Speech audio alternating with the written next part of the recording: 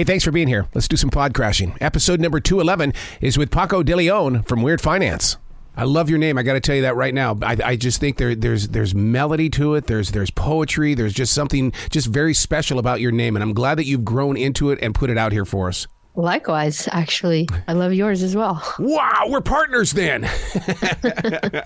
You have got to be going crazy with what's going on in the financial world right now. We are entering an age that wasn't supposed to happen again, at least not this soon. Yeah, I had an old boss who always used to say, there's the ancient Chinese curse that says, may you live in interesting times. And I got to say, we are living in interesting times. Ooh, I agree with you on that, because it's like I want to sit down with my parents. I want to say, no, you guys were a great generation, but I think we're a greater generation. But because of you guys went through it too, but we're stronger because of what you went through. Absolutely. I mean, I think it really highlights the fact that no matter how much we think we can predict the world, that stuff is always going to melt down. There's always going to be bumps. There's always going to be shocks. And in the good times, remember that there's bad times around the corner. Yeah. The podcast is titled Weird Finance. You kind of say we're all weird at what we do because we're not doing the same thing on what we should be doing when it comes to our finances. Absolutely. Not just that.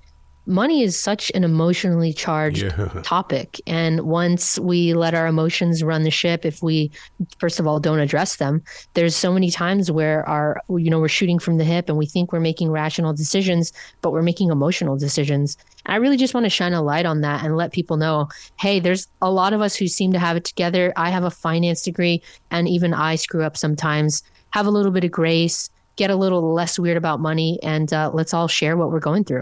I have to put on the instrumental chill music, do a little bit of meditation before I even go in to pay my bills. I don't know what it is about my life where I just really go through bad moments when it's paying bills. And it's not that I can't do it. It's just I go through it emotionally. Totally. I mean, A+ gold star arrow, because what you're doing is you're regulating your nervous system. You're calming yourself down so that you're not freaking out. And I don't know if you intellectually understood or, do that in other areas of your life, but that is actually what I recommend everyone do. If they are triggered by money, if they are uncomfortable about, talking to their boss about a raise or negotiating with a credit card company about an interest rate, the best thing you can do is know where you're at. Are you amped up and do you need to calm down? Or are you just kind of numb and you need to amp yourself up? We are in an age right now, especially on this day after situation. iHeartRadio reaches all over this country, and I know there's going to be people from Google that lost their job through an email yesterday that are going to seek help. They don't know where to go, and I think that your podcast is a brilliant first step. Absolutely. It is a tough time out there for folks, but remember that, everything will pass and that this is just a moment. And for me, and I can't say that this is going to be true for everybody, but for me, I've been let go from a few jobs. Yeah. And the last job that I was let go from was actually the best thing to have ever happened to me, because it forced me to really evaluate what I was doing in the world, how I wanted to show up, what I wanted to create, who I wanted to be, and how I wanted to leave it all on the dance floor. And that's why I started the Hell Yeah group. That's why I started writing about money. And it's really taken me, here I am talking to you, Arrow. It's been a wonderful journey. You bring up a very interesting point, because the first 26 years of my radio career, I overdid everything because I feared being fired. And when it finally happened in my career, 26 years into it, it was like, well, what was I worried about? But I'm not getting those 26 years back. Right. Absolutely. Hindsight is 20/20 though, right? Not the truth. But I've learned though that when, you get together, you create for a moment, and when it breaks up, it's just another stripe on your arm. And it's like, okay, I earned that. Absolutely. Yeah. Everything can be a lesson. It could be a data gathering opportunity. Everything is valuable for whatever you take out of it, really. How do you feel when people think that they are the financial expert? Everybody think, it's like an armchair quarterback, and you're very real and honest on this podcast that kind of just says, you're probably good at what you do, but yeah, let's kind of tweak it up a bit. I just try to not let my ego drive the car. Yeah. And I think with a lot of these financial folks, not all of them, of course, but there's a good amount of them where, it's about image, it's about ego, it's about seeming really smart. And I'm not going to lie, when I first got my first job, not my first job, but when I was working as a financial planner, I was working in a fancy building in the financial district with a marble in the lobbies. And I thought I was, hot stuff. I thought, okay, yeah, people are going to really recognize that I'm a smart individual. And it wasn't until I learned how to kind of drop that and let that kind of melt away. And I let this deep desire to just wanting to help people, right? Life has its amount of suffering for everyone, no matter who you are. And I just want to do my little part, my little role in helping somebody just take a sliver of that suffering away. The minute I approached finances from that perspective, the whole world opened up for me. And, my work really just took off. We are all getting ready for the tax season. A lot of people make a lot of mistakes or they try to run free of it. And you can tell that it's happening because you can see the television commercials. They're all talking about if you're late on your taxes, if you haven't paid your taxes, that means somebody's not doing it. I mean, they've got to do their share.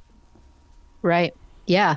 If you're worried about taxes, I would say take a page from Arrow's book and do what you need to do to calm yourself, right? Or to hype yourself up, to really make yourself put your body and your mind into the right state so that you can sit down and tackle it. And honestly, that is one trick that if all of society knew how to do that, like that little hack, the world would honestly be a better place because you'd be applying it to your financial life, but you'd probably be applying it to, okay, I'm going to be sitting in traffic for an hour, or I'm going to be on an airplane or have to go to the airport. I'm going to be in this situation where things are going to be irritating and maybe it's not always going to go my way.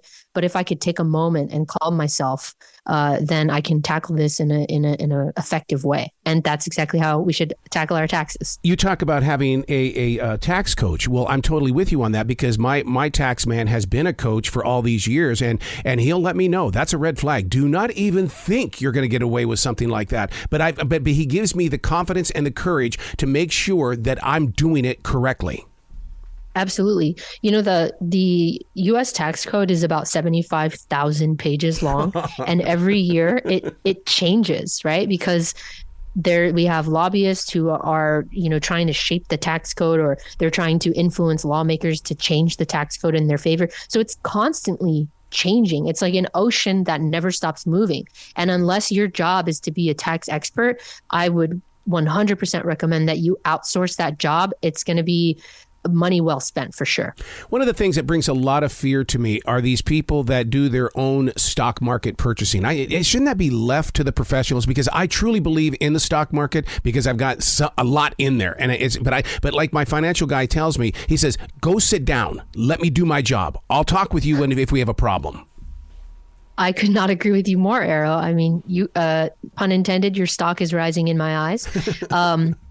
Yeah, we've lived through something really interesting over the last few years, right? When the market was roaring, everybody had a YouTube channel and was saying, here's how I'm doing well. But for me, what I saw was in a high tide, all boats rise. And we're starting to see the carnage and the wreckage now that the market is a little bit more volatile. Of course, there are going to be some people who they jump out of bed and they're like, I want to look at these gnarly charts and I want to try, and if you're that person and that's what you want to do, okay, go for it. And, be as responsible as you can. Don't gamble with money or, take risks with money that you can't afford to lose.